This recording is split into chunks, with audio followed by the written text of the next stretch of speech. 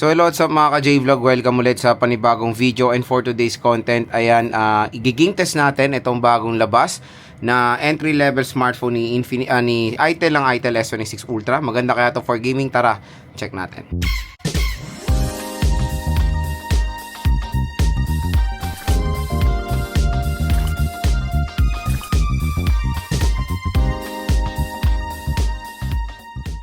So yan, for today's video, another game test na naman tayo. And this time, i-game test natin itong napakalupit din na Itel S26 Ultra. So kung interested kayo bumili na ito, around, pwede siya makuha ng 7,000 pesos dito sa ating View Products. Pero when it comes sa SRP, around 9,000 pesos po ito.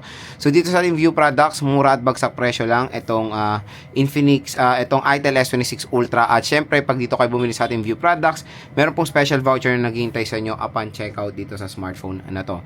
So ang gigame test natin is 5 games. Meron tayong ML, Honor of Kings, Wuthering Waves, Genshin Impact at COD. So first na laro rin natin is ML. Ito ang ating settings. So map quality ultra, refresh rate super, resolution HD, nako ng outline at shadow.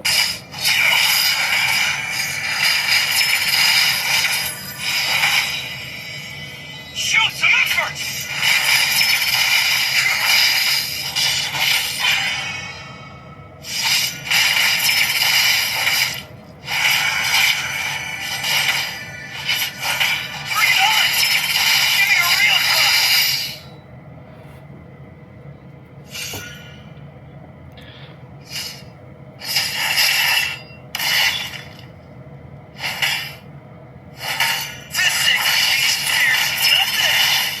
Just don't tell Sylvana I said that. Now this is fit for royalty. Just stick with me and you'll be fine. Bring it on! Bring it on!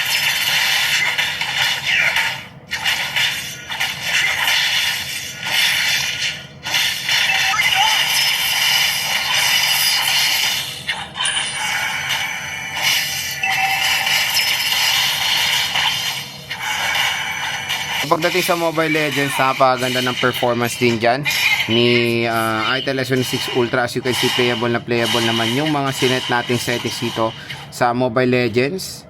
Sa mataas na settings, goods ang performance niya. At napakalaking tulong talaga nung AMOLED display dito dahil napakaganda nung graphics.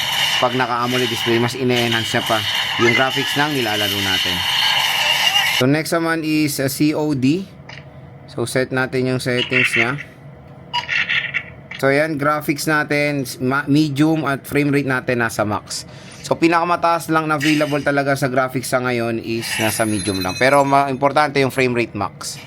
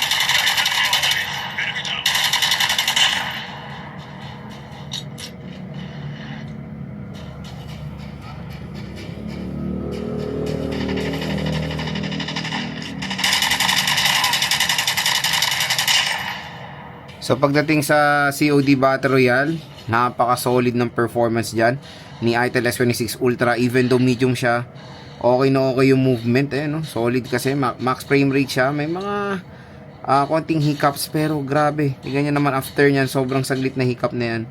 Ang ganda na ng movement natin dito. And especially pag naglalaro rin tayo or may kalaban tayo, wala tayong experience sa pangit na experience upon using this Itel S26 Ultra. So, may enjoy nyo rin naman maglaro dito ng Battle Royale sa smartphone na to.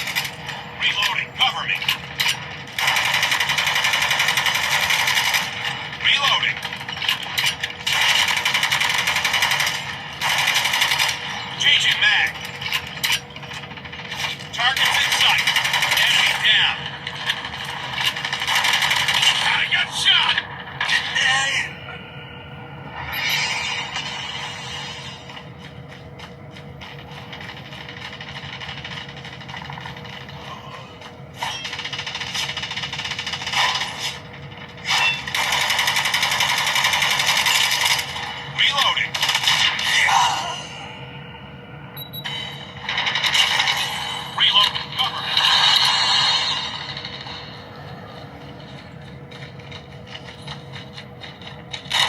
Pagdating sa COD multiplayer, solid ang performance din dyan ni Itel S26 Ultra. Grabe, napakalaking tulong na mataas sa refresh rate.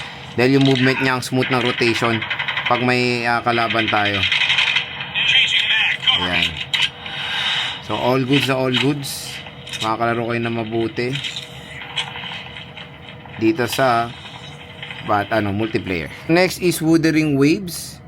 So, set natin yung settings niya. So, yan. Graphics natin. Quality, resolution high. Frame rate, let's try to 60. Apply and leave. Okay. Let's check. Tingnan natin.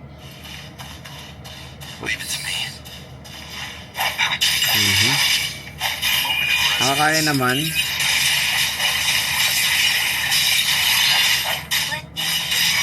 May mga frame drop.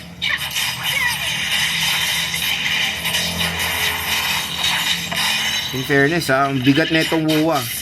Pero nakakaya naman kahit paano ng S26 Ultra. Oh.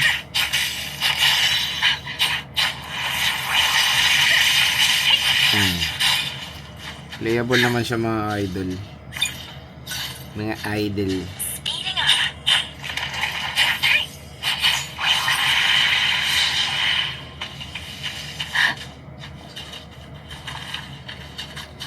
So, since mabigat to, medyo naka-experience lang tayo ng warm hindi naman overheat na sobra. Nagwa-warm na siya banda sa joystick.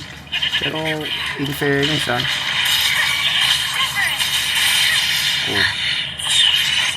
Nakakaya niya. Nakakapag-battle naman tayo. May mga frame drops from time to time.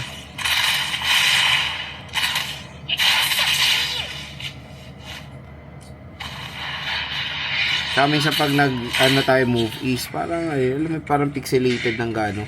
Select ko siya 60 pero hindi siya feel na 60 FPS Parang hindi niya nakakaya yung 60. So, ang ganda ng talaga ng game neto. Kumbaga battle gameplay compare sa Genshin Impact. Mas better dito sa WUA. So, yung playable naman dito sa Itel S26 Ultra ang WUA. Pero may mga frame drops from time to time. Next is Genshin Impact. So, set natin yung settings niya.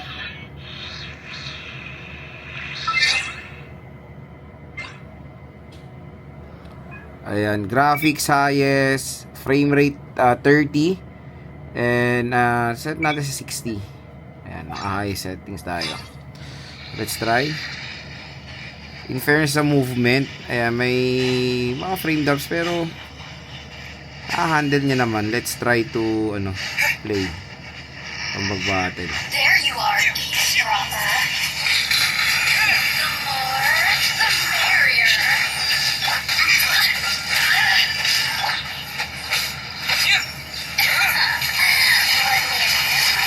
Pero in fairness playable ang Genshin Frozen time. Oh, nakakalaro tayo.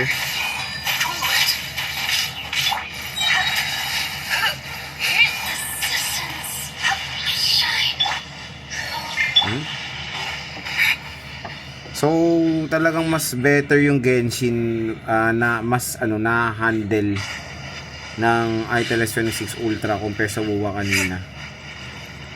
Pero so far so good. May mga frame drops from time to time pero manageable siya. Oh. Naka high settings tayo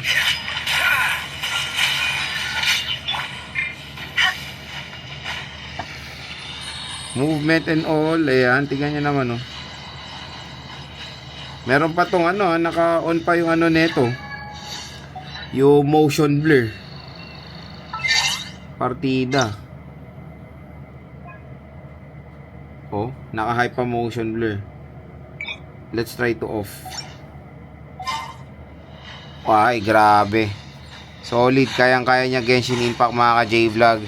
Dito sa Itel S26 Ultra. Mapa-high settings pa yan. Mga ka-J-Vlog ang ating game test dito sa Itel S26 Ultra. So far, so good naman yung So far, so good naman yung performance nitong device na to. Kumbaga, na-handle niya naman yung mga AAA games na nilaro natin like Genshin or WoWa. At sa WoWa, medyo, yun, nakakapalaro naman tayo, may frame drops from time to time, pero mas better performance na pagdating sa Genshin Impact. Okay na okay maglaro ng MOBA games dito and COD. So, perfect na perfect din i-suggest itong si Itel S26 Ultra kung naghanap kayo ng affordable smartphone na kaya mag-handle ng mga games, mga modern games today na mga mabibigat. So, again, ang presyo lang nito when it comes sa online dito sa ating view product, 7 to 8,000 pesos. Pwede kayo makakuha ng Itel S26 Ultra. Napakamura lang nito sa online, kaya grab nyo na yung chance yung makuha itong Itel S26 Ultra sa murang halaga lang. 8GB 256, sobrang reasonable.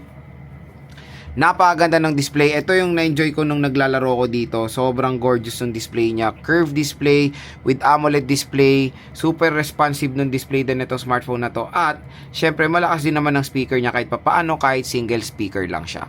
When it comes sa battery performance, napakakunat din ng battery na itong smartphone na to.